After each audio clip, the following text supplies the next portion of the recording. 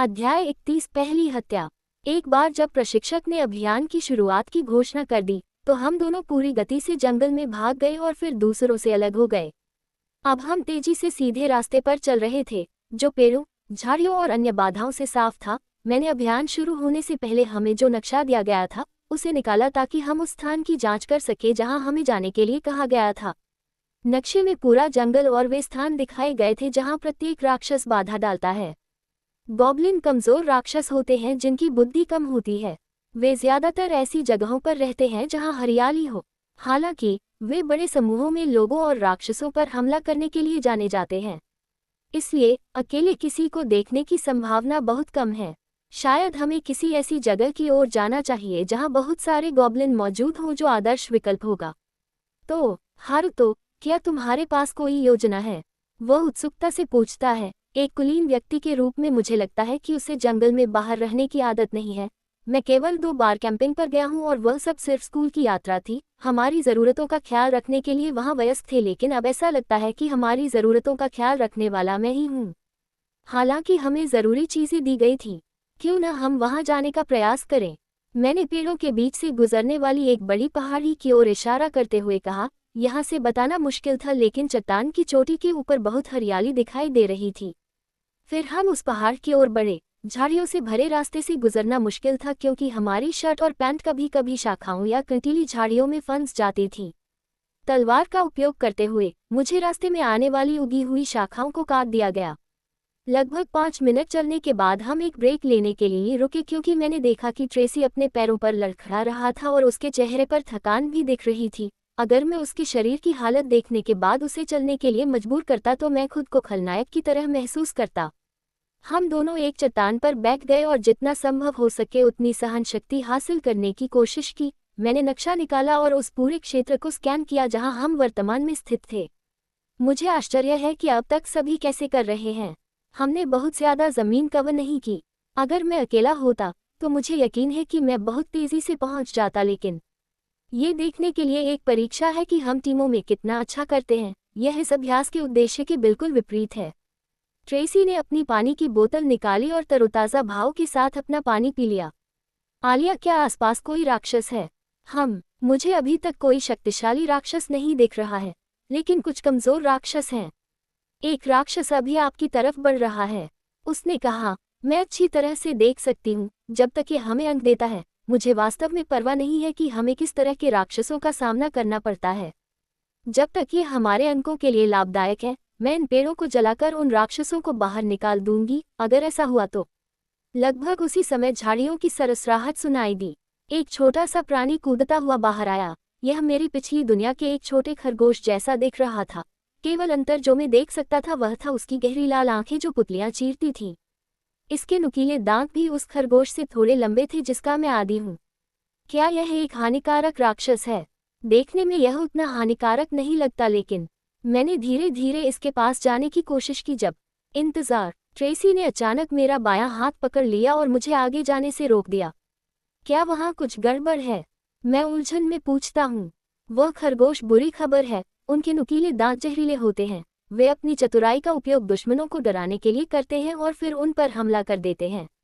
उद्धरण चिन्ह, उसने घबराते हुए समझाया। मैंने देखा कि खरगोश चौंक गया था क्योंकि वह धीरे धीरे झाड़ियों में भागने की कोशिश कर रहा था। जब स्वश, एक भाला हवा में उड़ता हुआ खरगोश के शरीर में घुस गया। जैसे ही उसका शरीर भाले से भेदा गया, खरगोश ने तीखी चीख निकाली। मैं एक पल के लिए स्तब्ध रह गया। यह इतनी तेजी से हुआ कि मैं खुद को संभाल नहीं पाया। मैंने अपनी नज़र भाले की दिशा में घुमाई और एक मानव जैसा प्राणी देखा। उसका शरीर एक छोटे बच्चे जैसा था। उसकी आंखें लाल और त्वचा हरी थी। उसके कपड़े खुरदरे थे और कई जगहों से फटे हुए थे। वे कुल 6 लोग थे, सभी के हाथ में भाले थे। मुझे क्या करना चाहिए? मैंने नीचे देखा और देखा कि मेरे हाथ कांप रहे हैं। क्या मैं डर गया हूँ? असंभव नहीं। मैंने अपने दांत पीस लिए और अपनी मुट्ठी भींच ली। एक और भूत ने अपने हाथों में पकड़े भाले को बहुत जोर से फेंका। उसकी गति ऐसी थी जैसे कोई तीर बहुत तेज गति से फेंका जा रहा हो। हालांकि तीर के हम पर लगने से पहले ही हवाएं चारों ओर इकट्ठा हो गईं और तीर की दिशा बदलकर उसे दूसरी दिशा में खींच लिया। तुम क्या कर रहे हो हारुतो? ये तुम्हारे लिए समय नहीं है कि तुम उन्हें अभी ही खत्म कर दोगे। तुम्हारा वह आत्मविश्वास कहाँ चला गया जो पहले तुम्हारे पास था? आलिया की आवाज़ मेरे सिर में गूंज रही थी। मैं उसकी आवाज़ से बहुत गुस्सा महसूस कर सकता था। हाँ, तुम सही हो। मैं इन लोगों से नहीं डर सकता, वे यहाँ सबसे शक्तिशाली राक्षस भी नहीं हैं। मैं पहले इतना क्यों डरा हुआ था? मैंने सोचा, क्या इसलिए कि मुझे डर था कि मैं मरने वाला हूँ? या इसलिए कि मुझे डर था कि मैं अपने माता पिता को फिर से देखने का मौका खो सकता हूँ? क्या मैंने वादा नहीं किया था कि मैं और मजबूत बनूंगा? यही कारण है कि मैं लड़ता हूँ। मैं कमज़ोरों को काट दूंगा और मजबूतों से आगे निकल जाऊंगा। अंतर्वस्तु, क्या हवा ने हमारी रक्षा की? हाँ हारुतो, क्या तुम ही थे जो? अंधेरा, पीछे रहो। पवन की माँ मेरे लक्ष्य पवन ब्लेड को काट देती है। उद्धरण चिन्ह। एक 2 परत वाला जादुई घेरा बना और उसके बाद हवा का एक तेज झोंका आया जिसने ब्लेड का रूप ले लिया। 6 भूतों के सिर धड़ से पूरी तरह अलग हो गए, उनके शरीर जमीन पर गिर गए और लाल हो गए। ये देखकर मैं थका हुआ सा महसूस कर रहा। सेटिंग था। क्या यह इतना कठिन था? ईमानदारी से कहूँ तो अभी मुझमें आपकी चिढ़ाने वाली बातों का जवाब देने की ताकत नहीं है। अनुप्रयोग। तथापि स्वश स्वश 2 भाले हवा में उड़ते हुए आए। इस बार मैं प्रतिक्रिया करने में सक्षम था क्योंकि मैंने उन भूतों को मारते समय भी अपनी सतर्कता नहीं छोड़ी थी। एक और हवा की बाधा ने हमें आने वाले भाले से ढक दिया। पेड़ों के पीछे से 5 और भूत अपने हाथों में भाले पकड़े हुए बाहर आए। वे इतने सारे क्यों हैं? गॉब्लिन कभी भी अकेले इंसानों के सामने नहीं आते। मुझे लगा कि मैंने आपको पहले ही इस बारे में बता दिया है। मुझे पता है, लेकिन मैंने कभी नहीं सोचा था कि इतने सारे लोग एक साथ दिखाई देंगे। मैंने सोचा, हालांकि मुझे लगता है कि वे अच्छे अनुभव बिंदु बनाते हैं। यह कोई खेल नहीं है, आप जानते हैं, यदि आप यहाँ मर गए तो आपको दोबारा खेलने का मौका नहीं मिलेगा। रुको, तुम्हें ये भी पता है कि खेल क्या होते हैं? इस बारे में बाद में बात करेंगे, अभी आपके पास निपटने के लिए और भी महत्वपूर्ण मामले हैं। उसने सवाल टालते हुए कहा। हारुतो, कृपया मुझे भी मदद करने दो, मैं वादा करता हूँ कि मैं बीच में नहीं आऊँगा। उन्होंने कहा कि हालांकि उनके हाथ कांप रहे थे, लेकिन मैं आसानी से बता सकता था कि वह डरे हुए हैं, लेकिन फिर भी इसलिए वह लड़ाई जारी रखना चाहते हैं। वह मुझसे कहीं बेहतर इंसान हैं। मैं पूरी तरह से अपना संयम खो बैठा और मुझे अपना संयम वापस पाने के लिए डांटना पड़ा। मैं खुद से थोड़ा निराश हूँ। उद्धरण चिन्ह ... हाँ, मैंने कड़वाहट भरे चेहरे के साथ सिर हिलाते हुए कहा। क्या तुम दूर से जादू का इस्तेमाल करके उनकी हरकतें रोक सकते हो? मैं अपनी तलवार से उनका सिर धड़ से अलग कर दूंगा। समझ गया, उसने अपनी हथेली आगे बढ़ाते हुए कहा। जोरा टोरिस। एक जादुई घेरा बनाया गया जिसके बाद हल्की गोलियों की बौछार हुई, जिनमें से प्रत्येक में मानव शरीर को गंभीर रूप से नुकसान पहुंचाने की पर्याप्त शक्ति थी। हल्की गोलियों ने उन 2 भूतों को मारा जिन्होंने पहले अपने भाले फेंके थे, लेकिन गोलियों को रोकने का कोई तरीका नहीं था। वे दोनों तुरंत मारे गए। जबकि वे पीछे हटने की कोशिश कर रहे थे, अन्य 3 भूतों ने अपने भालों का उपयोग करके तेज गति से हल्की गोलियों को रोक दिया। मैंने पहले भी ऐसा ही सोचा था, लेकिन वे भालों का उपयोग करने में वास्तव में कुशल लगते हैं, है न? ऐसा इसलिए है क्योंकि ये उनके पसंदीदा हथियार हैं। मुझे नहीं लगता कि मैंने उन्हें पहले कभी किसी दूसरे हथियार का इस्तेमाल करते देखा है। इसलिए ये समझ में आता है कि वे उन्हें इस्तेमाल करने में इतने ज़्यादा कुशल और अनुकूल क्यों हैं।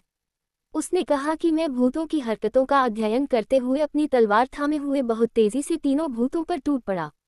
मुझे उन पर टूटता देख भूत चौकन्ने हो गए और उन्होंने अपनी संख्या का उपयोग करके मुझे परास्त करने की उम्मीद में एक साथ हमला कर दिया। हालांकि हाँ, अपनी गति का उपयोग करते हुए मैं उन भूतों के सिरों के ऊपर से कूद गया। सभी भूतों ने भ्रमित भाव से कहा, क्योंकि वे अपनी ही गति से भाग रहे थे। जैसे ही मैं जमीन पर गिरा, मैंने तुरंत मुड़कर अपनी तलवार उस भूत पर घुमाई जो अन्य 2 के पीछे था। इससे पहले कि वह अपना शरीर मोड़ पाता, उसका सिर उड़ गया और खून की बूंदें जमीन पर छिड़कने लगा।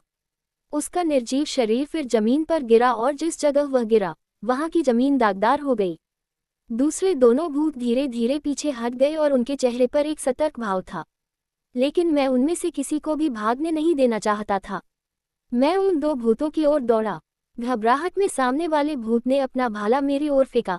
अगर उस पर हमला तो उसका भाला मेरी छाती में घुस जाता, लेकिन मैंने अपनी तलवार से भाले की नोक को दूसरी दिशा में फेंक दिया।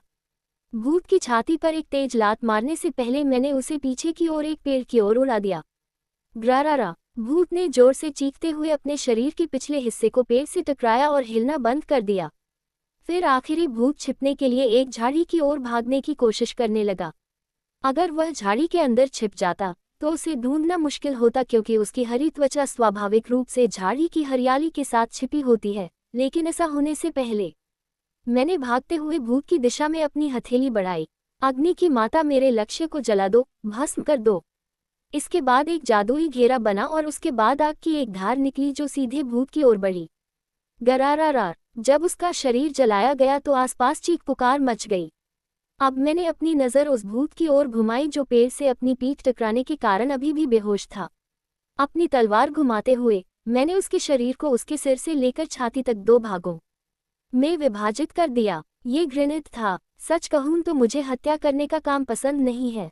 भले ही यह सिर्फ एक राक्षस था, फिर भी मुझे यह सहनीय लगता है। लेकिन मुझे अपने दिल को कठोर करना होगा। अपने विरोधियों से अभिभूत होने की भावना, अपने विरोधियों द्वारा काटे जाने की भावना। मैं ये सुनिश्चित करूंगा कि मुझे इसे फिर कभी अनुभव न करना पड़े। हार तो, ये तो अद्भुत था। मुझे नहीं पता था कि तुम तलवार चलाने में इतने कुशल हो। उसने चमकती आंखों से कहा। तलवार चलाने में कुशल? यह मेरा पहली बार तलवार चलाने का अनुभव है न? कुछ क्षण पहले जिस तरह से आप चल रहे थे वह बहुत अच्छा था। ऐसा लग रहा था कि आप किसी ऐसे व्यक्ति हैं जिसने तलवारबाजी का प्रशिक्षण लिया है। उसने कुछ उलझन में कहा। शायद ये शुरुआती लोगों की किस्मत थी। ऐसा कहते हुए मैंने अपने दाहिने हाथ से जुड़ी घड़ी को देखा और देखा कि संख्याएं ऊपर जा रही थी। घड़ी अब 11 नंबर दिखा रही थी। अब हमें बस इतना करना है कि हम जो भी राक्षस पाएं उसे मारते रहें और सबसे ज्यादा सही अंक प्राप्त करें। हमें वहां जाना चाहिए। वो पहाड़ ऐसा दिखता है जैसे वहां बहुत हरियाली है, इसलिए वहां अन्य राक्षस भी होंगे। क्या हमें वहां जाना चाहिए? मैंने कहा। पहाड़ की ओर बढ़ते हुए ट्रेसी भी तेज चाल से चलने लगी। हम दोनों रॉकी पर्वत की ओर चल पड़े। अध्याय 32 फंसा हुआ। पहाड़ों की श्रृंखला की ओर बढ़ते हुए पत्तों की सरसराहट सुनाई दे रही थी। हम लगभग 20 मिनट से चल रहे थे। हमें अपनी कमजोर सहन शक्ति को फिर से भरने के लिए छोटे छोटे ब्रेक लेने पड़े। हमारी सैर काफी शांतिपूर्ण रही। भूतों से मुठभेड़ के बाद से कोई राक्षस नहीं दिखा। मुझे अपनी गति धीमी करनी पड़ी क्योंकि ट्रेसी को जंगल की आदत नहीं थी। वह काफी संघर्ष कर रहा था, चाहे वह कंटीली झाड़ियों के बीच से चलना हो या घने जंगल के अंदर वस्तुओं से बाधित रास्तों पर चढ़ना हो।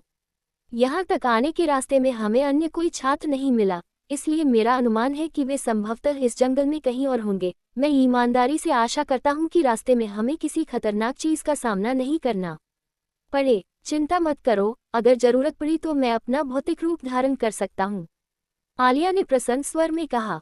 मैं उसकी बातों पर हंसे बिना नहीं रह सका। वे आश्वस्त करने वाले थे, लेकिन मुझे ये सुनिश्चित करना था कि ऐसा न हो। अब तक हमारी यात्रा अच्छी चल रही थी, लेकिन मुझे घात या आसपास छिपे किसी राक्षस के लिए तैयार रहना होगा। पिछली बार हमला होने पर ही मैं उस भाले को देखकर अपना आपा खो बैठा था। बेशक मैंने घर पर शांतिपूर्ण जीवन जिया है और संघर्ष का कोई अनुभव नहीं है। यहाँ तक कि हिंदू के साथ लड़ाई भी केवल एक अभ्यास युद्ध था, इसलिए यह मेरा पहला जीवन और मृत्यु का मुकाबला था। लगभग 10 मिनट चलने के बाद हम आखिरकार पर्वत श्रृंखला पर पहुंच गए। अब हम एक विशाल पहाड़ी के सामने खड़े हैं जिसकी ऊंचाई लगभग 220 सेमी है। क्या हम सचमुच इस पर चढ़ने जा रहे हैं? वह पीले चेहरे के साथ पहाड़ के आकार को देखते हुए पूछता है। ये पहाड़ स्पष्ट रूप से चढ़ने के लिए बहुत ऊंचा था। यह उल्लेख नहीं करना चाहिए कि कुछ पत्थर और मिट्टी टूटकर गिर रही थी। ये बहुत खतरनाक था। मैं बस देखकर ही बता सकता था। मैं हवा का उपयोग करके आकाश में सरकने में सक्षम था, लेकिन ट्रेसी ऐसा करने में सक्षम नहीं है। इतनी ऊंचाई से गिरने से सबसे अधिक संभावना है कि मौत हो जाए। मैं ईमानदारी से ड्यूक बेटे के साथ इस तरह का जोखिम नहीं उठाना चाहता। अब मैं क्या करूं? मैं मन ही मन सोच रहा था। हमें आगे बढ़ते रहना है, पीछे जाने में काफी समय लगेगा। फिर मैंने अपनी बाहें मोड़ ली और एक चिंतनशील नजर डाली। मैं आसानी से महसूस कर सकता था कि ट्रेसी की नज़र मेरी दाईं ओर है, लेकिन मैं अब उसके बारे में नहीं सोच सकता था। मैंने गहरी सांस ली और इस स्थिति से बाहर निकलने का कोई रास्ता नहीं खोज पाया। कुछ देर सोचने के बाद मैंने बोलने से पहले अपनी आंखें खोली। हम ऊपर उड़ने जा रहे हैं, मैंने धीरे से कहा। मेरी बातें सुनकर ट्रेसी ने हैरान चेहरा बनाया और मुझे आश्चर्य से देखने लगी। अरे रुको, तुम गंभीर तो नहीं हो, है न? वह घबराए हुए चेहरे के साथ मेरी ओर देखते हुए पुष्टि के लिए पूछता है।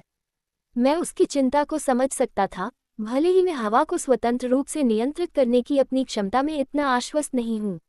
अगर मैं गड़बड़ करता हूँ और हम गिर जाते हैं तो ये खत्म हो जाएगा। लेकिन इस समय हमारे पास उपलब्ध विकल्पों के बारे में ध्यान से सोचने के बाद मैं यही एकमात्र निष्कर्ष निकाल सकता हूँ। अब जब आप मेरे साथ अनुबंध में हैं तो आपका वायु तत्व और नियंत्रण बढ़ गया होगा, क्योंकि अब आपके पास वायु आत्मा का आशीर्वाद है।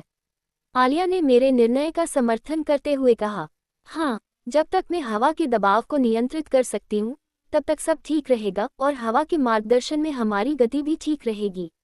यही तो होगा। अगर आपको ऊपर पहुँचने का कोई और रास्ता पता हो तो मैं सुनने के लिए तैयार हूँ। मैंने कहा कि उसे ये सब करने के बाद निर्णय लेने का विकल्प देना एक टीम अभ्यास माना जाता है। मैं इतना संकीर्ण सोच वाला नहीं हूँ कि दूसरों की राय न सुनूं।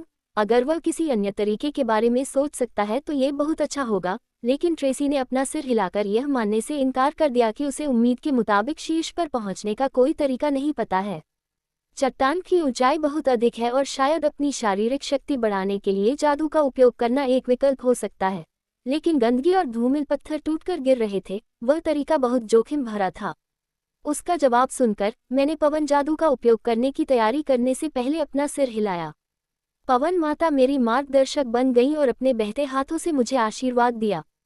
उद्धरण चिन्ह। उन शब्दों को बोलने के बाद मेरे शरीर के चारों ओर एक एक परत वाला जादुई घेरा बन गया और फिर एक आंधी चली। हवा एक सर्पिल रूप में चली गई और मेरे शरीर के चारों ओर चक्कर लगाने लगी। धीरे धीरे मेरे पैर जमीन से उठने लगे जब तक कि मैं बीच हवा में मडरा नहीं गया।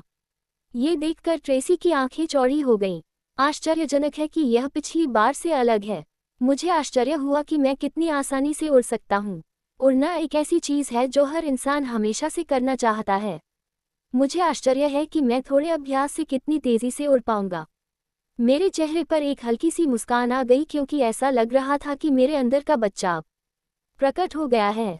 फुफू, मुझे आपके चेहरे का वह भाव बहुत पसंद आया। निश्चित रूप से यह वह चेहरा है जो आपकी उम्र के लड़के को बनाना चाहिए, उसने प्रसन्नतापूर्वक कहा। इस पर मैंने हैरान चेहरा बनाया कि क्या मैं वाकई अपनी उम्र के हिसाब से व्यवहार नहीं करता। नहीं, मुझे नहीं लगता कि मैं उस तरह से व्यवहार करता हूँ जैसा मेरी उम्र के किसी व्यक्ति को नहीं करना चाहिए। मुझे लगता है कि वह बस थोड़ी सी पागल हो रही है। भले ही लोग कहें कि मैं अपनी उम्र के हिसाब से बहुत परिपक्व हूँ, लेकिन ये सिर्फ उस माहौल की बात है जिसमें मैं पला बड़ा हूँ। इसलिए अंत में मैं अभी भी एक स्वस्थ किशोर हूँ।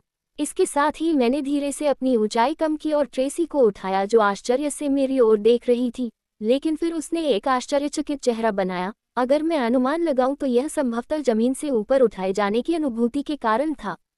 उसे अपनी बाहों में लेकर मैंने धीरे धीरे अपनी उड़ान की ऊंचाई बढ़ाई जब तक कि मैं पेड़ों के पार नहीं देख सकता था। साफ नीला आसमान हमारे सिर के ऊपर अंतहीन रूप से फैला हुआ था क्योंकि विशाल जंगल और पहाड़ों का दृश्य स्पष्ट रूप से देखा जा सकता था। जंगल के दक्षिणी किनारे पर एक लंबी झील थी जो एक झरने से जंगल के अंदरूनी हिस्सों तक फैली हुई थी। पेड़ झरने के अंत के दृश्य को अवरुद्ध कर रहे थे, इसलिए ये बताना असंभव था कि वह झील कितनी दूर तक जाती है। मैं धीमी गति से पहाड़ की चोटी की ओर उड़ गया क्योंकि मैं ट्रेसी को अपनी बाहों में लिए हुए था, लेकिन मैं निश्चित रूप से इसे फिर से अकेले करने की कोशिश करने जा रहा हूँ। अंतर्वस्तु, अंधेरा, सेटिंग। ट्रेसी के चेहरे पर आश्चर्य के भाव थे जब वह अपने सामने के दृश्य को देख रहा था। शायद यह उसका पहली बार था जब वह नीचे से जमीन को देख रहा था, बिल्कुल वैसे ही जैसे एक बच्चा पहली बार हवाई जहाज यात्रा करते समय प्रतिक्रिया करता है। शीर्ष पर पहुंचने के बाद मैं धीरे से नर्म मिट्टी पर उतरा। ट्रेसी के चेहरे पर निराशा का भाव था जब उसके पैर जमीन पर थे। ये देखकर मैं केवल मुस्कुरा सकता था। अंत से पहले हमें अभी भी राक्षसों को मारना था। शीर्ष पर पहुंचने के बाद मैंने आसपास का निरीक्षण किया और कई ताजे उगे हुए पेड़ देखे जो फलों से भरे हुए थे। ये राक्षसों के रहने के लिए एकदम सही जगह थी। हालांकि मुझे कोई संकेत महसूस नहीं हुआ कि राक्षस यहाँ रह रहे थे। अनुप्रयोग। आलिया, क्या तुम्हें आसपास कोई राक्षस छिपा हुआ महसूस हो रहा है? नहीं, अभी तक मुझे कुछ भी महसूस नहीं हो रहा है। फिर भी अपनी सुरक्षा कम न करें, कुछ राक्षस अपनी उपस्थिति छिपा सकते हैं, उसने सावधानी से भरी आवाज में कहा। कुछ राक्षस अपनी मौजूदगी छिपा सकते हैं, है न? इससे निपटना थोड़ा मुश्किल होगा। उसकी बातें सुनकर मैंने अपने आसपास के माहौल पर ध्यान केंद्रित करते हुए अपनी सतर्कता बढ़ा दी। मुझे दूसरे राक्षसों के घात या छिपकर हमला करने के लिए सतर्क रहना होगा। फिर हम एक ऐसे क्षेत्र की ओर चल पड़े जहां बहुत सारी वनस्पतियां थीं। जब मैंने दूर से कुछ देखा तो मैंने अपनी आंखें मूंद ली ताकि स्पष्ट रूप से देख सकूं। लेकिन जो मैंने देखा उससे मेरी रीढ़ में सिहरन पैदा हो गई। यह एक 4 पैरों वाला प्राणी था, अधिक सटीक रूप से कहे तो यह एक भेड़िया था। लेकिन यह वह नहीं था जिससे मैं परिचित हूँ, यह उससे 3 गुना बड़ा था। इसके काले फर, बैंगनी आंखें और तीखे पंजे थे जो जहाँ ये खड़ा था वहाँ जमीन में गड्ढा कर रहे थे। ऐसा नहीं लगा कि इसने अभी तक हमें देखा है। ये देखकर मैंने राहत की सांस ली। वह एक काला भेड़िया है, ट्रेसी ने पीला चेहरा दिखाते हुए कहा। उसे देखकर मुझे लगता है कि उसे पहले से ही पता है कि वह चीज़ क्या है। क्या तुम जानती हो कि वह भेड़िया क्या है ट्रेसी? मैंने सिर झुकाकर पूछा। मेरा सवाल सुनकर उसने सिर हिलाकर समझाया। देखिए, इस दुनिया में 2 प्रकार के भेड़िया जानवर हैं, सफ़ेद भेड़िया और काला भेड़िया। दोनों प्रकार के भेड़िया आमतौर पर अपनी अलग अलग विशेषताओं के कारण साथ नहीं रहते हैं। सफ़ेद भेड़िया आमतौर पर शांतिपूर्ण होते हैं और तब तक हमला नहीं करते हैं जब तक कि उन्हें उकसाया न जाए या हमलावर अपनी शत्रुता न दिखाए, जबकि काला भेड़िया आमतौर पर आक्रामक होता है और अपने शिकार को काटने का आनंद लेता है। उसने पीला चेहरा दिखाते हुए समझाया। मैं सच में चाहता हूं कि हम सफ़ेद भेड़िए से टकरा जाते। मुझे लगता है कि यह सिर्फ मेरी किस्मत है। मैंने थक कर आह भरी। खैर, यह एक राक्षस है, इसलिए हमें उन्हें खत्म कर देना चाहिए। इस तरह से हमें ज़्यादा अंक मिलेंगे। फिर हम भेड़िए को खत्म करने की योजना बनाने में लगभग 5 मिनट बिताते हैं। अपने कदमों को छिपाते हुए मैं धीरे धीरे भेड़िए की ओर बढ़ा जो एक मरे हुए जानवर का मांस खा रहा था जिसे उसने मारा था। उसका मांस और खून इधर उधर बिखरा हुआ था जिससे ये पता लगाना मुश्किल हो गया कि वह किस तरह का जानवर था। मैं अब काले भेड़िए से 7 मीटर दूर था। फिर मैंने चुपचाप अपनी कमर पर लटकी तलवार निकाली और उसे भेड़िए की ओर ऊपर की ओर बढ़ाया जो एक राक्षस का मांस खा रहा था। मैंने अपनी पकड़ मजबूत की और अपनी तलवार नीचे लाने ही वाला था कि हारुतो, तुम्हारे पीछे, ट्रेसी अचानक मेरे पीछे से चिल्लाई। जब मैंने अपना सिर घुमाया तो मैंने देखा कि एक तेज पंजा बहुत तेजी से मेरे सिर की ओर आ रहा था। अध्याय 33 मौत का तूफान। मेरे सिर पर एक बहुत बड़ी छाया छा गई जब एक बड़ा काला भेड़िया अचानक मेरे पीछे से कूदा। उसने अपने पंजे को मेरे सिर पर मारा जिससे उसकी छलांग की गति बढ़ गई और उसके वार की ताकत बढ़ गई। छी! मैंने तुरंत अपना सिर एक तरफ कर लिया, इससे पहले कि उसका पंजा मेरी गर्दन से टकराता। नतीजन उसका पंजा मेरे कपड़ों के एक टुकड़े को खरोंचने में कामयाब हो गया।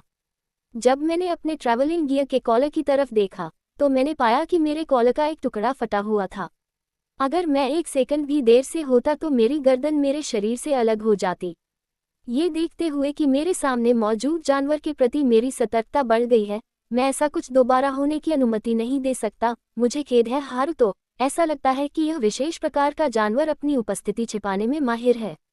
आलिया ने अफसोस जताते हुए कहा। तो यहाँ तक कि आलिया जैसा कोई भी व्यक्ति इसे महसूस नहीं कर सकता है। उस स्थिति में मुझे वास्तव में इस भेड़िए को कम नहीं आंकना चाहिए। मुझे इसे खत्म करना ही है चाहे कुछ भी हो। इस विचार के साथ मैंने भेड़िए को देखा जो सुरक्षित दूरी से मुझ पर गुर्रा रहा था। जो भेड़िया पहले खा रहा था वह भी शिकारी की नज़रों से मुझ पर गुर्रा रहा था। जब मैंने उसका पहला हमला चकमा दिया तो ऐसा लग रहा था कि वह मुझसे काफ़ी सावधान हो गया है। ओह! उस भेड़िए की जोरदार चीख आई जिसने पहले मुझ पर हमला किया था। ये चीख घने जंगल में बहुत देर तक गूंजती रही। ओह! ओह! ओह! ओह! चीखने की आवाज़ आसपास गूंजने लगी। ये स्पष्ट नहीं था कि वे वास्तव में कितने थे, लेकिन मुझे एक बुरा पूर्वाभास हो रहा था। हारुतो, कुछ हमारी ओर आ रहा है, बहुत सारे। आलिया चिल्लाए। कुछ ही देर बाद जंगल के इलाके से कई काली परछाइयां तेजी से बाहर निकलीं। हमारे सामने जो दिखाई दिया वह काले भेड़िए थे जिनके नुकीले पंजे जमीन खोद रहे थे। उनके मुंह से निकलने वाली लार से उनका थूथन गीला था। उनकी आंखें गहरे बैंगनी रंग की थीं और उनकी पुतली सीधी खड़ी थी। तो वे सुदृढ़ीकरण के लिए कहते हैं। ये देखकर मुझे आह भरने की इच्छा हुई। यह मुश्किल हो सकता था। उनमें से बहुत से लोग छिपे हुए थे। उद्धरण चिन्ह, ट्रेसी ने कहा जैसे ही उसका चेहरा खून से भर गया। मुझे उसे बचाते हुए उनका सामना करना होगा, जो कि उन सभी के साथ मुश्किल होगा क्योंकि उनमें से कम 30 थे। भले ही मैं उन सभी से एक साथ लूं और उस पर नज़र रखूं, मुझे यकीन नहीं है कि अगर वह हमला करता है तो मैं उसे बचा पाऊंगा, खासकर तब जब वे अपनी उपस्थिति को इस हद तक छिपा सकते हैं कि आलिया भी उन्हें नहीं देख सकती। जैसा कि अपेक्षित था, यह एक यथार्थवादी विचार नहीं है। इस विचार के साथ मेरे पास कोई अन्य विकल्प नहीं है। अरे सर ट्रेसी, मैंने गंभीर चेहरे से उसे आवाज़ दी। मेरी आवाज़ सुनकर उसका शरीर थोड़ा सा कांप उठा। क्यों हाँ, उसने तीखी आवाज़ में जवाब दिया। फिर मैंने शांति से अपना सिर उसकी ओर घुमाया जो मुझसे लगभग 10 मीटर दूर एक पेड़ के पीछे छिपा हुआ था। मैं चाहता हूं कि जैसे ही मैं हमला करूं तुम भाग जाओ, मैंने शांति से कहा। वास्तव में यही एकमात्र निष्कर्ष था जिसके बारे में मैं सोच सकता था। जब मैं इस मामले से बाहर निकलूंगा तो मैं उस व्यक्ति को मिलने वाली किसी भी सजा से बचना चाहता हूं जिसने ड्यूक के बेटे को खतरे में डाला। इसलिए जब तक वह भाग नहीं जाता मैं उन्हें रोक कर रखूंगा। 1 मिनट रुको हारुतो, क्या इससे तुम्हें खतरा नहीं होगा? मैं भी लड़ सकता हूँ, तुम्हें पता है, उसने कमजोरी से कहा, मेरे चेहरे को घूरते हुए मानो दृढ़ निश्चयी हो। यह आदमी क्या कह रहा है?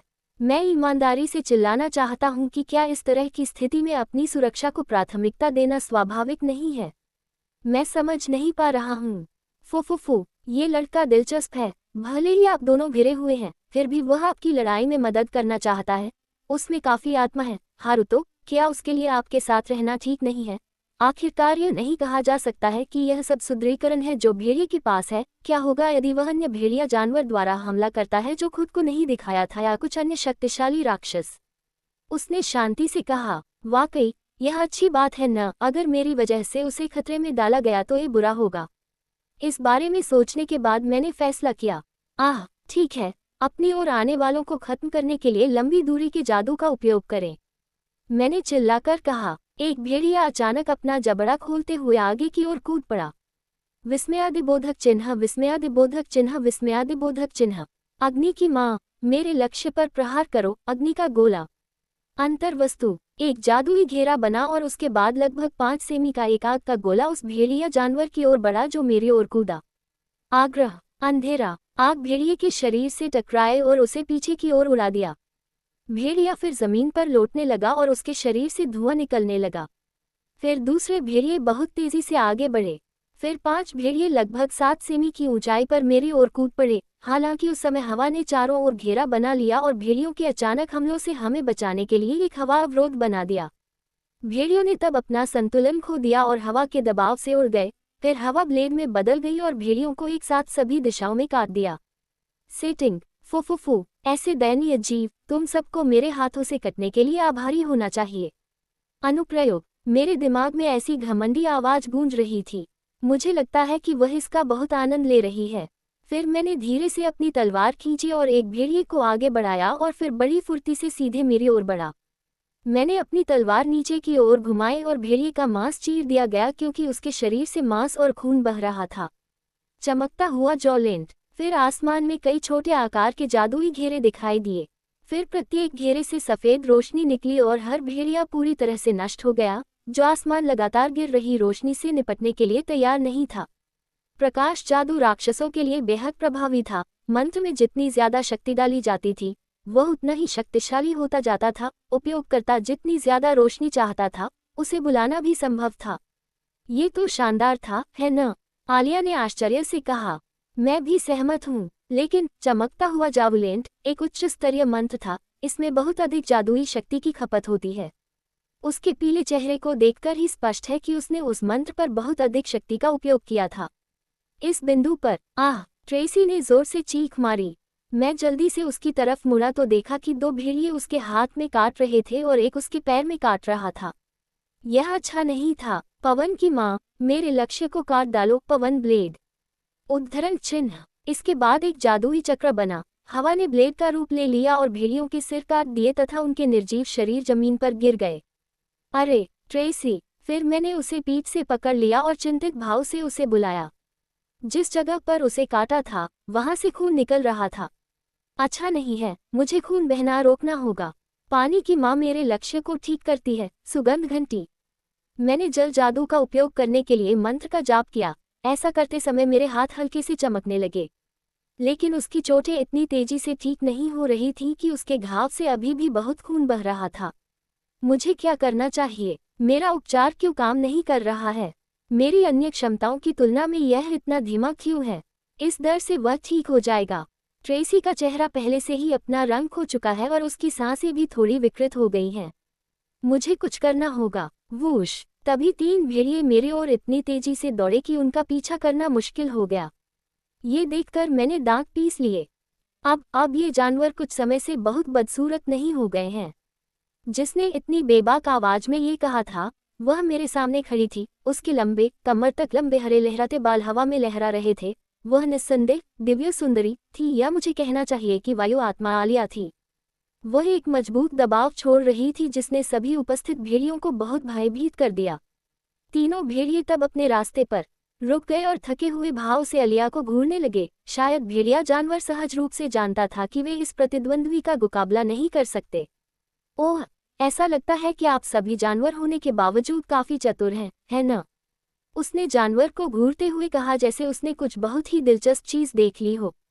हालांकि दुर्भाग्य से आप सभी ने अपनी शत्रुता मेरे साथी के प्रति मोड़ ली, जिसका अर्थ है कि मेरे सभी शत्रुओं को खुशी है कि आप सभी मेरे मार्गदर्शन से इस दुनिया से विदा हो गए। उद्धरण चिन्ह, उसने कहा और उसके सुंदर चेहरे पर एक बड़ी मुस्कान उभर आई। ओह! आसपास के इलाके में एक जोरदार चीख गूंज उठी, मानो वे सभी अपने डर को लड़ने के जोश में बदल रहे थे। फिर वे उसकी ओर दौड़े और फिर अपनी गति का उपयोग करके हवा में उछलकर अपने जोर का बल बढ़ा दिया। ये देखकर आलिया की मुस्कान और गहरी हो गई। तुम क्या कर रहे हो? तुम वहां क्यों खड़े हो? मैं असमंजस में चिल्लाया। मेरी आवाज सुनकर आलिया ने अपना सिर प्यार से झुकाया। तुम्हारा मतलब जो भी हो, ये कुछ और नहीं बल्कि मात्र चींटियां हैं जो कुचले जाने का इंतजार कर रही हैं। उद्धरण चिन्ह, उसने अपने हाथ ऊपर उठाते हुए कहा। उसी समय आसपास की हवा तेज हो गई, पेड़ों की सरसराहट तेज हो गई, बादल भी छंटने लगे और धुंध की तरह वातावरण में बिखरने लगे। वुश वूश बू, वह है। मेरी आंखों के ठीक सामने एक बवंडर है। यह उस समय की तरह नहीं था जब मैंने हिंदू के खिलाफ अपनी लड़ाई में ऐसा किया था। ये लगभग 700 फीट और 200 मीटर का एक वास्तविक बवंडर था। हवा जोर से चिल्ला रही थी। जैसे ही आसपास के पेड़ मुड़ने लगे और टूटने लगे, धरती अलग हो गई और मिट्टी और पत्थर सभी दिशाओं में उड़ने लगे। भेड़ियों ने तूफान को भयभीत होकर देखा और फिर अप्रत्याशित गति से भागने लगे। हालांकि तेज हवा दबाव ने उन्हें तूफान में खींच लिया। यहाँ तक कि पीछे वाले भेड़ियों ने भी जंगल में भागने की कोशिश की, लेकिन वे भी तूफान में बेरहमी से फंस गए और तेज हवा के साथ उड़ गए।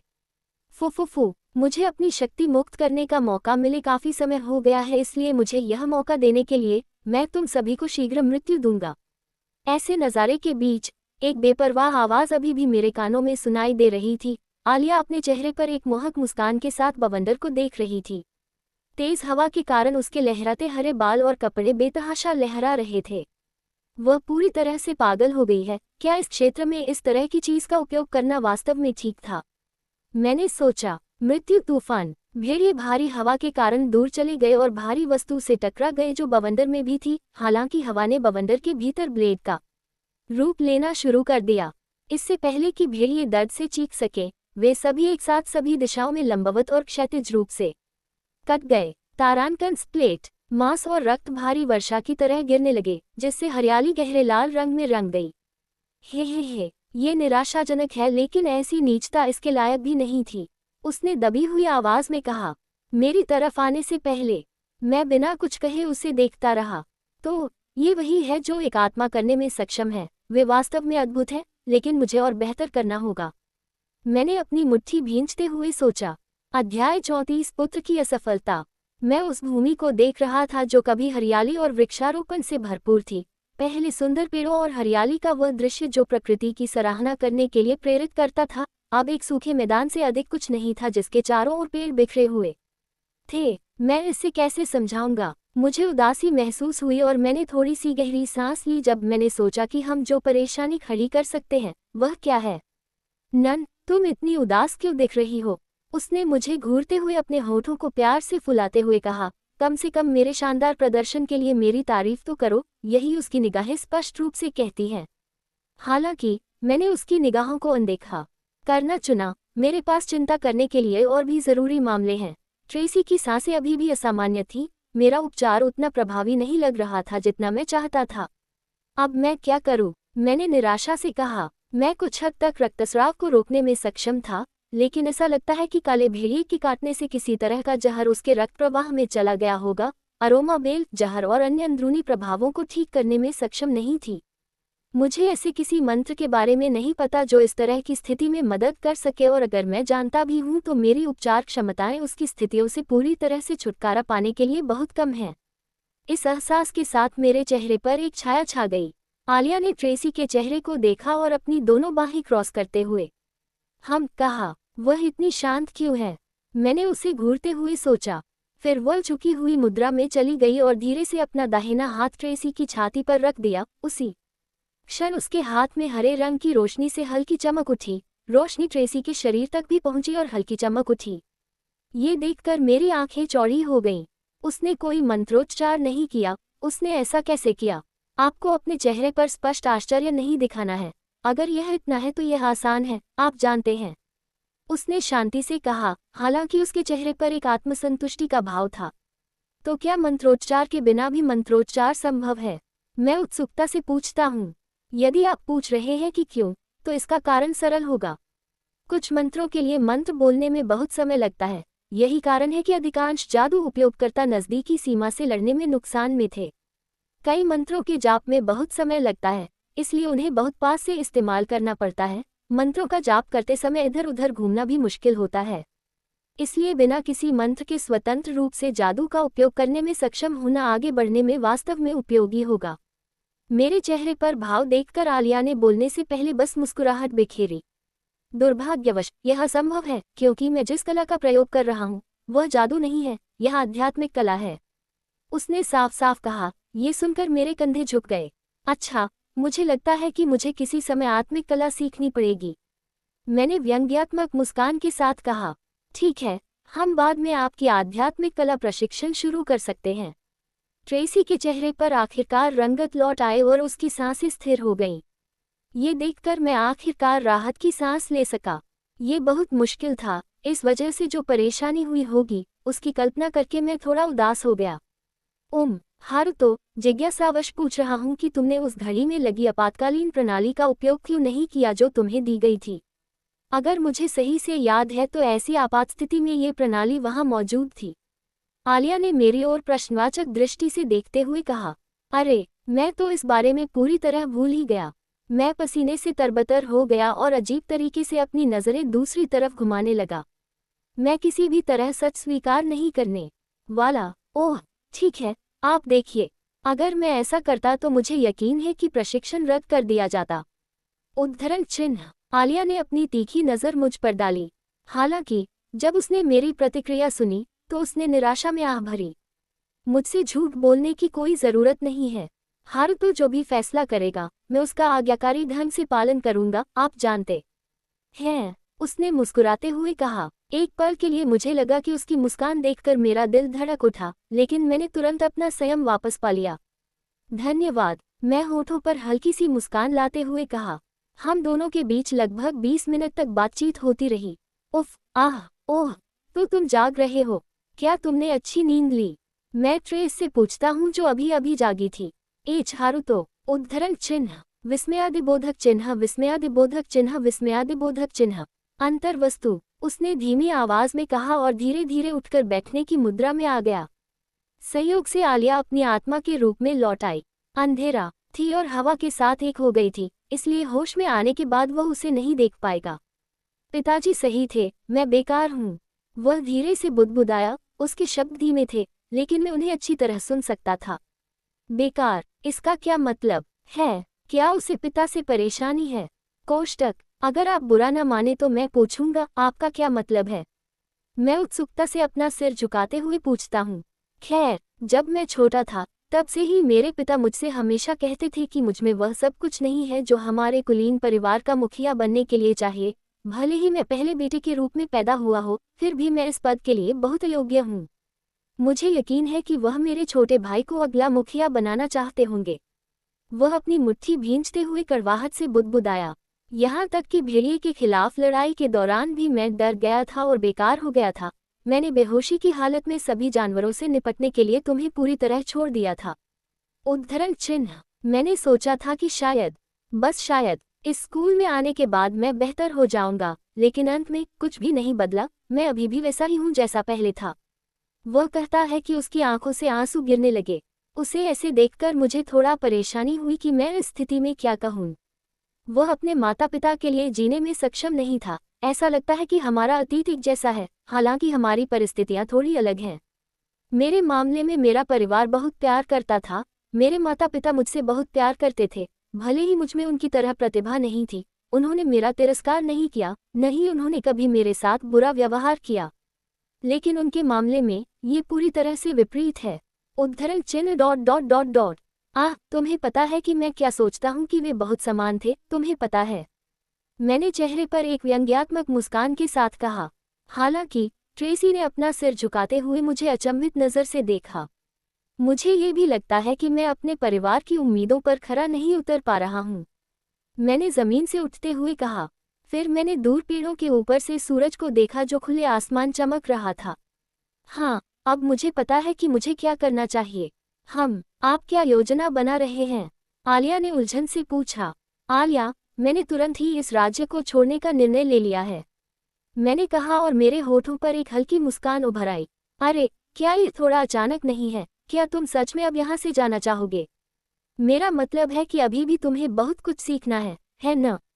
आलिया ने मेरे अचानक लिए गए फैसले से थोड़ा घबराते हुए कहा। लेकिन मैंने बोलने से पहले धीरे से अपना सिर हिलाया। मैं इस दुनिया के बारे में सब कुछ जानना चाहता हूँ। मुझे लगता है कि इस राज्य से मुझे जो कुछ भी जानना था वह सब मैंने पहले ही सीख लिया है। ऐसा नहीं है कि हम इस भूमि पर कभी वापस नहीं लौटेंगे, है ना? मैंने मंद मंद मुस्कुराते हुए कहा। अगर यह आपकी पसंद है तो मुझे लगता है कि मुझे इसका पालन करना होगा। क्या आप मुझे इसे तैयार करने के लिए कुछ समय दे सकते हैं? इसका क्या मतलब है? यह एक रहस्य है, इसके लिए तत्पर हूँ। अचानक मेरी तरफ से गायब होते ही उसने कहा। वह क्या तैयार होने जा रही है? खैर, इस समय इस बारे में सोचना बेकार है। ट्रेसी, अपने पिता के शब्दों से निराश मत हो जाना। इस दुनिया में कोई भी ऐसा प्राणी नहीं है जो पूर्णतया परिपूर्ण हो। हर किसी का अपना मजबूत पक्ष और कमजोर पक्ष होता है। अब तुम्हें जो करना चाहिए वह है अपने कमजोर पक्ष पर सुधार करना, मैंने चलते हुए कहा। मैं स्वयं को दूसरों के मामलों में शामिल नहीं होने दूंगा, मैंने धीरे से कहा। हालांकि यह निराशाजनक है कि हमने अपना शेष समय उसकी चोटों के उपचार में खर्च कर दिया है। अब वापस लौटने का समय आ गया है। सेटिंग अनुप्रयोग अध्याय 35 अंतिम परिणाम। सभी शिक्षकों ने अभियान के अंत का संकेत देते हुए आकाश में जादुई अग्नि फेंकी। लगभग 30 मिनट बाद सभी छात्र वापस परिसर में आ गए। शिक्षक अब अंतिम परिणाम को स्पष्ट करने जा रहे हैं। सभी छात्र अब एक साथ इकट्ठे हुए थे और दो सीधी रेखाएं बना रहे थे। लड़के और लड़कियां दो अलग अलग पंक्तियों में थे। पहली राजकुमारी हिनाता वतनबे की खूबसूरत आकृति अब छात्रों के सामने खड़ी थी। संयोग से लिसा और शिबा भी उसके बगल में खड़ी थी। उसके खूबसूरत लंबे लाल बाल जो एक लंबी पोनीटेल में बंधे थे, हवा से लहरा रहे थे। फिर वह बोलने से पहले खांसती है। शुभ दोपहर। ऐसा लगता है कि आप सभी सुरक्षित वापस आ गए हैं, मुझे खुशी है। अब जब आप सभी को अनुभव हो गया है कि राक्षस को मारना कैसा होता है, तो मुझे यकीन है कि आप सभी को पता होगा कि अगर आप कभी ऐसी स्थिति में फंस गए तो क्या करना है। उसने छात्रों के उपहारों को देखते हुए धारा प्रवाह कहा।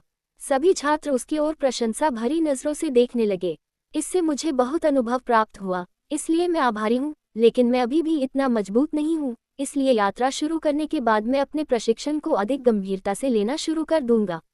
मैंने मुट्ठी बांधते हुए सोचा। मेरे बगल में खड़े ट्रेसी के चेहरे पर एक उदास भाव था। मैं उसके पारिवारिक मामलों में दखल नहीं दे सकता। हिनाता ने फिर एक कागज निकाला जिसमें अभियान के नतीजे लिखे थे। तो अब हम शुरू करें, उसने छात्रों की ओर देखते हुए कहा। सभी छात्रों ने जवाब में अपना सिर हिलाया। पहला समूह, जिसे ग्रुप 1 के नाम से जाना जाता है, ने 15 अंक हासिल किए थे।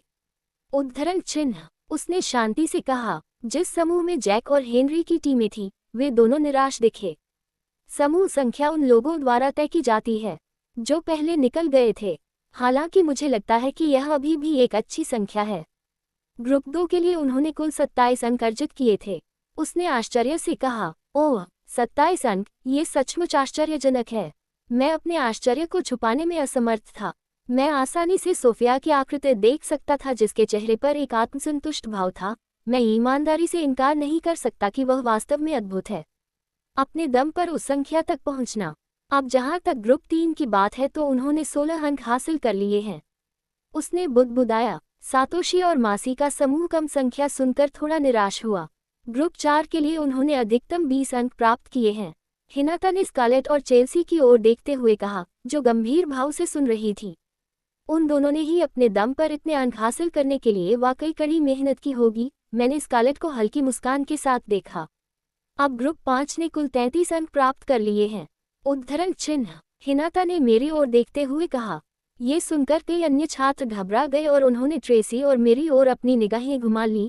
मैंने अपना चेहरा अपराधबोध से दूसरी ओर मोड़ लिया, क्योंकि संख्या इतनी अधिक होने का कारण ब्लैक वुल्फ के खिलाफ अलिया के उत्पात को धन्यवाद देना है, इसलिए मुझे सारा श्रेय लेने के लिए बुरा लगा। वह कुछ समय से गायब हैं। मुझे नहीं पता कि वह कब वापस आएगी। मुझे उम्मीद है कि वह आज रात तक वापस आ जाएगी, तभी मैं सबको अपने जाने की योजना के बारे में बताऊंगी। मैंने स्कारलेट की ओर उदास नज़र से देखते हुए सोचा। घोषणा आधे घंटे तक और चली। उसके बाद उन्होंने आखिरकार यही सब कुछ खत्म करने का फैसला किया। मैं आपके भविष्य के विकास की प्रतीक्षा कर रहा हूँ, क्योंकि आप सभी इस राज्य का भविष्य हैं। उसने अपना सिर शान से झुकाने से पहले कहा। फिर उसकी लंबी चोटी धीरे धीरे हिलने लगी और हवा में एक मीठी खुशबू फैल गई। फिर वह चली गई क्योंकि छात्र अपने अपने रास्ते जाने लगे। अब सभी के घर जाने का समय गया था। हारुतो अभी चला जाएगा, बड़ी बहन हमारा इंतजार कर रही है। उद्धरण चिन्ह। उसने मेरे हाथ पकड़ते हुए कहा। हाँ ठीक है, मैंने घबराते हुए कहा। मुझे उम्मीद नहीं थी कि मेरे हाथ इस तरह से कस दिए जाएंगे। मेरा चेहरा थोड़ा लाल हो गया था, लेकिन मैं अपनी शर्मिंदगी छिपाने में कामयाब रही। फिर हम एक शानदार दिखने वाली गाड़ी की ओर बढ़े, जिस पर शाही परिवार का चिन्ह था। लगभग 2 घंटे की गाड़ी की सवारी के बाद हम आखिरकार शाही महल पहुंच गए। फिर मैंने नहाया और रात के खाने से पहले थोड़ी झपकी ली। जब मैं जागा तो एक नौकरानी मेरे कमरे में आई और घोषणा की कि अब रात का खाना तैयार है।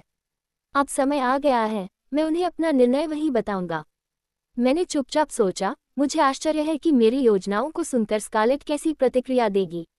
अब हम बड़े आलीशान दिखने वाले डाइनिंग रूम में एक लकड़ी की मेज के चारों ओर बैठे हैं, जिस पर सभी तरह के स्वादिष्ट व्यंजन परोसे गए थे। अरे, मुझे कुछ कहना है। उद्धरण चिन्ह। मैंने वहां उपस्थित सभी लोगों का ध्यान आकर्षित करते हुए कहा। राजा, रानी और तीनों राजकुमारियां मेरी ओर देखने लगी। मैंने अपनी यात्रा तुरंत शुरू करने का निर्णय लिया है, इसलिए मैं कल सुबह जल्दी ही इस देश से निकलने की योजना बना रहा हूँ। मैंने उनकी प्रतिक्रियाएं देखते हुए कहा। राजा और रानी को आश्चर्य नहीं हुआ, जैसे कि उन्हें किसी समय इसकी उम्मीद थी। हिनाता भी उतनी आश्चर्यचकित नहीं थी। तीसरी राजकुमारी राचेल विशेष रूप से परेशान नहीं दिखी और न ही वह निराश दिखी। हालांकि उनकी प्रतिक्रिया के विपरीत स्कारलेट वह थी जो सबसे अधिक हैरान थी। तुम जा रहे हो? अंतर्वस्तु, अंधेरा, वह थोड़ी उदास होकर पूछती है। बोलने से पहले मैंने धीरे से अपना सिर हिलाया। सेटिंग। हाँ, मैंने अपनी यात्रा जल्दी शुरू करने का निर्णय लिया है। मुझे सचमुच खेद है कि मैं इस तरह से जाने के कारण कृतघ्न प्रतीत हो रहा हूँ। मैंने सिर झुकाकर माफी मांगते हुए कहा। राजा ने बोलने से पहले अपना सिर हिलाया। अनुप्रयोग। नहीं नहीं, माफी मांगने की कोई जरूरत नहीं है। तुम वो लड़के हो जिसने हमारी बेटी को बचाया है। मैं बस थोड़ा सा दुखी हूँ कि हम तुम्हें तुम्हारी उपलब्धियों के लिए कुछ भी इनाम नहीं दे सकते। उद्धरण चिन्ह। राजा ने दुख से कहा। हाँ, कृपया हमें आपकी यात्रा के खर्च का प्रबंध करने की अनुमति दें। उद्धरण चिन्ह। उसने मुस्कुराते हुए कहा। मुझे लगता है कि यह कोई बुरा विचार नहीं है। मेरे पास कोई पैसा नहीं है। मैं कम से कम कुछ धनराशि लेकर यात्रा नहीं कर पाऊंगा, इसलिए मुझे लगता है कि यह कोई बुरा प्रस्ताव नहीं है। मैं इसके लिए आभारी रहूंगा। मैंने सिर हिलाते हुए कहा। स्कारलेट ने उदास चेहरे से मेरी तरफ देखा। लगभग 1 घंटे बाद मैं अपने कमरे के अंदर खड़ा था और अपनी खिड़की से बाहर उस नज़ारे को देख रहा था जिसे मैं कुछ समय के लिए नहीं देख पाऊंगा। उस पल हवा चारों ओर इकट्ठी हो गई और आलिया की खूबसूरत आकृति बन गई। मैं वापस आ गया हूँ, उसने प्रसन्नतापूर्वक कहा। उसे देखकर मैं धीरे से मुस्कुराया। आपने निश्चित रूप से अपना समय लिया। मैंने उसे घूरते हुए बुदबुदाया। मेरी बुदबुदाहट सुनकर उसने अपना हाथ मुंह पर रखा और शरारती मुस्कान बिखेरी। ओह, क्या ऐसा हो सकता है कि तुम्हें मेरी बहुत याद आई हो? उसने शर्मिंदा चेहरा दिखाते हुए कहा। खैर, मुझे कहना होगा कि मुझे उस आवाज की कमी खलती है जो कभी कभी मेरे सिर के अंदर गूंजती थी। मैंने व्यंग्यात्मक मुस्कान दिखाते हुए कहा। हालांकि मैंने देखा कि आलिया अपने हाथों में एक सफ़ेद डिब्बा लिए हुए थी। वह क्या है? मैंने उत्सुकता से पूछा। फिर उसने बॉक्स खोलने से पहले मुस्कुराते हुए कहा। मैं कल सुबह तुम्हें ये दिखाने की सोच रहा था, लेकिन मुझे लगता है कि अभी तुम्हें ये दिखाने में कोई बुराई नहीं है। उसने मुझे डिब्बा सौंपने से पहले कहा। जब मैंने डिब्बा खोला तो मुझे एक काला कोट मिला जिसके आर पार लाइनें बनी हुई थी। यह एक स्टाइलिश जैकेट थी जो बेहद खूबसूरत लग रही थी, लेकिन जब मैंने इसे करीब से देखा तो मुझे कुछ अजीब लगा। क्या ये वही कोट नहीं है जो मैंने सपने में पहना था? मेरा सपना काफी धुंधला था, लेकिन मुझे धुंधला धुंधला याद है कि मैंने एक कोट पहना हुआ था जिस पर लाल धारियां थीं। आह आलिया, ये क्या है? मैंने उत्सुकता से उसकी ओर देखते हुए पूछा। फिर वह गर्व से मुस्कुराए। यह एक कोट है जिसे मैंने आध्यात्मिक कला से बनाया है। इसमें हवा के गुण समाहित हैं। जब तक आप इसे पहने रहेंगे, आप हवा के प्रति प्रतिरोधी रहेंगे और साथ ही अगर आप कोट के अंदर जादुई शक्ति डालेंगे तो इससे आपकी रक्षात्मक शक्ति बढ़ जाएगी। उसने अपने चेहरे पर एक आत्मसंतुष्ट मुस्कान के साथ कहा।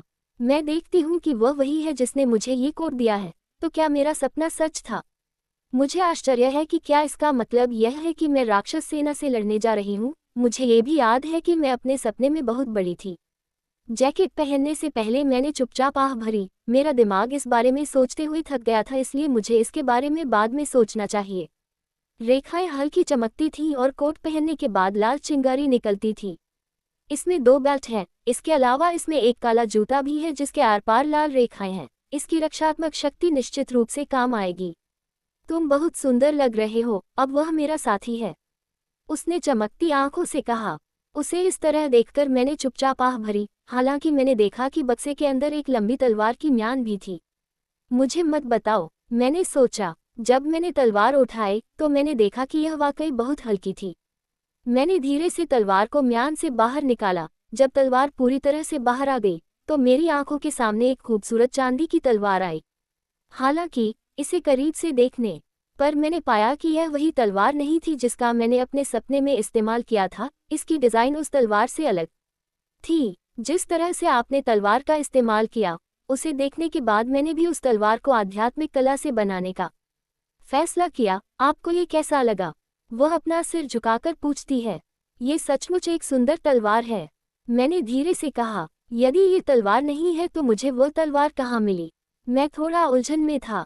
मेरा चेहरा देखकर आलिया का चेहरा भी गंभीर हो गया था। कोई बात है क्या? वह मेरे चेहरे को ध्यान से देखते हुए पूछती है। मैंने तलवार को हाथ में रखने से पहले अपना सिर हिलाया। फिर मैंने अपने बिस्तर पर कूदने से पहले एक गहरी सांस ली।